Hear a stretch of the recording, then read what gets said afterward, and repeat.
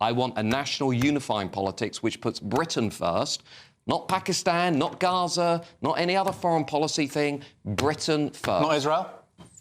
Well, not Israel. The media's just been talking about Israel and the IDF for the last 4 or 5 days. That's all they talk about. You wouldn't think that high streets in this country are on the, are on the way down, or public services aren't doing well, or people are struggling with their bills. I hear so much about Israel. Is that a fair point? Well, my personal view is Israel is a very close ally. Well, until recently, it was a very close ally of the United Kingdom. We should look after our allies. Unfortunately... No, we shouldn't. Unfortunately... we should look after Britain. Unfortunately, Israel no longer feels that we are a reliable ally, thanks to the Labour government. I care. And Why? Lots of British Jews, a lot of British Jews in the country care about that. The point of politicians in the UK should be to look out for the UK. That's it. That's something, by the way, that the right always used to say. And I used to look at them as somebody on the left going, you know what, I think they've got a point. And large parts of the right, Matthew, have just gone away from that because they just keep on talking about Israel and Tel Aviv and the IDF.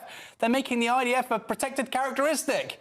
Need to go to the human rights, watchdog and maybe protect for, IDF lance corporals because they're being discriminated against by the UK, media. It's silly. You had it right. You had it right 5, 10 years ago. Look after this country.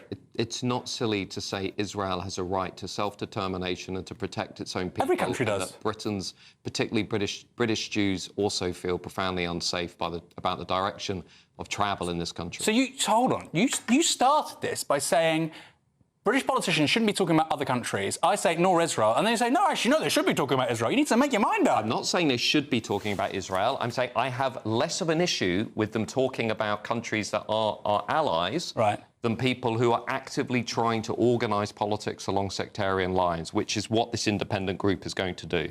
Let's be frank, it's going to be pro-Gaza, anti-Israel, anti-British state, anti-military, pro-Palestine action. It's going to be all the things that this country should not really have. Do you know, in the last Parliament, do you know what percentage of Tory MPs were members of Conservative Friends of Israel? How many? 70%.